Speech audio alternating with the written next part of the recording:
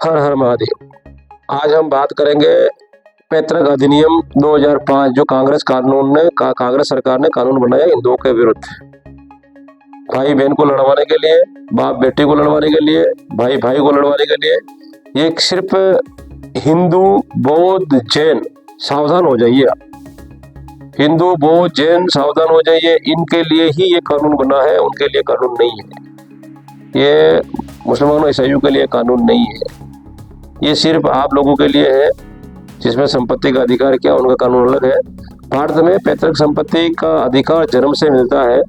ये संपत्ति पिता दादा परदादा से मिलती है, उसमें आपका अधिकार होता है, तो उसको पैतृक संपत्ति अधिकार बोलते हैं, जिसमें बेटा पोता नाती सभी का हिंदू अधिकार अधिनियम 2005 सुप्रीम कोर्ट के फैसले से के बाद होता है। ठीक है, 2005 में कांग्रेस सरकार ने सुप्रीम कोर्ट के फैसले के अनुसार बराबर का अधिकार दिया गया है, भले ही बेटी विवाहित हो या नहीं। ये अधिकार पिता की मृत्यु की तारीख से प्रभावित नहीं होता। बेटी आपकी जिंदा है या मर गई है, बहन मर गई है जिंदा, उससे कोई फर्क नहीं पड़ता। जिस घर में बहन बेटी है उसका जिंदा हो या मुर्दा, इस बात में उसका बराबर का अधिकार उसको बेटी को जितने बेटे है उसका अधिकार बराबर दिया जाता है। लेकिन मुसलमानों का ऐसा नहीं। कितना फर्क करा कांग्रेस ने हिंदुओं को, आपस के रिश्ते भी खत्म करने के लिए। सावधान हो जाइए हिंदू, ये कानून खत्म होना चाहिए या सभी को बराबर लागू होना चाहिए। सिर्फ आपको आपके रिश्ते खत्म करने के लिए कानून लाया गया है। जरूर देखना, आप समय मिला तो जरूर देखना मैं आगे क्या कहने जा रहा हूँ। पैतृक संपत्ति का अधिकार जो मैंने बताया, जन्म से अधिकार, ये अधिकार व्यक्ति को जन्म से ही मिल जाता है, उत्तराधिकार के रूप में विपरीत जो मृत्यु के बाद मिलते हैं। ठीक है, 4 पीढ़ी की संपत्ति, ये संपत्ति होती है जो व्यक्ति को उसके पिता दादा परदादा विरासत में मिलती है, जो वर्तमान पीढ़ी से अविभाजित रही वो 4 पीढ़ी की पुरानी पीढ़ी, उसमें सभी का बराबर का हिस्सा होता है, समान अधिकार। 2005 में कांग्रेस ने हिंदुओं को खत्म करने के लिए, उनके रिश्तेदारी खत्म करने के लिए, बाप बेटी और भाई भाई को लड़वाने के लिए, बहन भाई को लड़वाने के लिए ये कानून बनवाया गया, जो ये अंग्रेजों का कानून है, केवल सिर्फ हिंदू बौद्ध जैनों के लिए। सावधान हो जाइए आप आपस में, ये आपको लड़वाने के लिए कानून बनाया है। सुप्रीम कोर्ट 2005 में संशोधन के बाद बेटियों को भी जन्म से पैतृक संपत्ति में वही अधिकार प्राप्त है जो बेटों को होता है। तो बोलो लो लड़ लो, आओ, बड़े लड़ाई चालू कर दी, कोर्ट केस चल रहा है, आपस में लड़ते रहो। सुप्रीम कोर्ट का फैसला 2020 में सुप्रीम कोर्ट ने पेश किया। 2005 संशोधन प्रभाव पूर्ण व्यापी, यानी पिता के 9 सितंबर 2000 के पहले निधन हो जाने पर बेटियों को वे अधिकार मिलेगा बेशर्ते बंटवारा न हुआ हो। तो अगर उसने हक त्याग नहीं किया हो तो उसका अधिकार बराबर है, आप कोई छीन सकता था आपका अधिकार। आपको कोई मतलब लड़वाने का काम ही करा, फिर ये मुश्किल आपके लिए।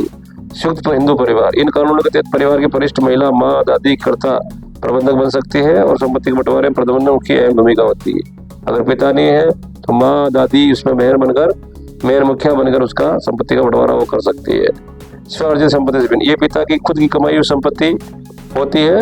ये स्वअर्जित संपत्ति से ये मतलब संपत्ति से अलग है, जिसे पिता अपनी वसीयत या वज़बार के माध्यम से बांट सकते हैं। वो पैतृक संपत्ति क्या थी मैंने बताई, दादा परदादा की, और स्वअर्जित संपत्ति जो पिता की होती है वो उनके अनुसार उनको बांट सकता है।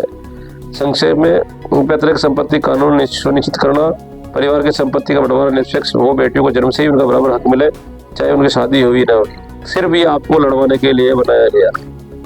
2005 का हिंदू उत्तराधिकार संशोधन अधिनियम, हिंदू सेक्शन अमेंडमेंट एक्ट 2005 मुख्य रूप से हिंदुओं, सिखों, जैनों, बौद्धों सहित पर लागू होता है, दूसरों पर लागू नहीं होता। ये बहुत ही विषय जानकारी का विषय है, आपको जानना चाहिए। क्यों कि मुसलमानों पर नहीं होता, क्योंकि मुसलमानों के लिए उनके पर्सनल लॉ शरीयत यानी पर्सनल मुस्लिम लॉ बोर्ड शरीयत का अनुप्रयोग 1937 मुस्लिम पर्सनल लॉ बोर्ड शरीयत के अनुसार ही उसके कानून लागू होते हैं। मतलब ये संविधान को शुरू से ही नहीं मानते, तो कांग्रेस में उसको बाहर ही रखा। कितना भेदभाव करा हिंदुओं के, अपने ही देश में अपने ही धरती पर अपने से ही भेदभाव करने वाली कांग्रेस कभी हिंदुओं का भला नहीं कर सकती। आगे भी ध्यान रखिएगा और सोचिएगा, आप इसको लड़वाने के लिए आप कभी जब समझ जाएंगे तब आपको पता चलेगा। जहाँ बेटा बेटी को आधा ऐसा मिलता है, जबकि हिंदू कानून में बेटी को जन्म से बराबर अधिकार मिलता है, जबकि मुसलमानों को कानून में अब क्या बताने जा रहा हूँ, ये तो होगी हिंदू का कानून। मुस्लिम पर्सनल लॉ बोर्ड के तहत कानून बेटियों को पिता की संपत्ति का हिस्सा पाने का अधिकार तो बनता है, लेकिन वो हिस्सा आमतौर पर बेटे के हिस्से का आधा से आधा ही होता है, इससे कुरान के अनुसार होता है, जबकि आपके संविधान के अनुसार वो उनका चाहे तो दे नहीं चाहे तो नहीं दे, इसमें कोई वो अधिकार नहीं होता।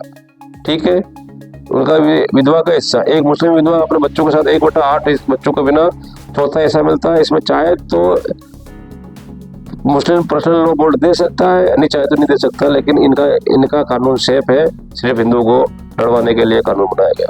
शरीयत के बजाय धर्मनिरपेक्ष कानून। सुप्रीम कोर्ट में कुछ ऐसी याचिकाएं पर विचार कर रहा है जिसमें मुसलमान पर शरीयत के बजाय धर्मनिरपेक्ष उत्तराधिकार भारतीय उत्तराधिकार कानून 2005 में लागू करने की मांग कर रहे हैं, ताकि उन्हें बेटियों को समान अधिकार मिल सके, लेकिन कांग्रेस उसे करना नहीं चाहती। तो मैंने आपको ये बताया कि भी हिंदू मतलब कांग्रेस ने अपने हिंदुओं को कितना लड़वा रही है और कितना क्या कर रही है, आपको सोचने की बात है। भविष्य में कोई भी पार्टी अगर आए तो ये कानूनों को ध्यान में रखना चाहिए। इसका निष्कर्ष यही निकला है 2005 का अधिनियम मुसलमानों को सीधे लागू नहीं होता, लेकिन मुस्लिम महिलाओं अपने पर्सनल लॉ के तहत संपत्ति का अधिकार रखती है, लेकिन अगर उसका पर्सनल लॉ बोल दे तो नहीं रखती। यानी कि संविधान केवल हिंदुओं के लिए लागू है, मुसलमानों के लिए लागू नहीं, उनके लिए पर्सनल लॉ बोर्ड है। आपका हिंदू अधिकार कुछ भी नहीं है, हिंदुओं को तो गुलाम बनाया गया है, वो भी अंग्रेजों की संशोधन के संविधान के अनुसार है। तो ये आपको सोचना है। जागरण। जय श्री राम।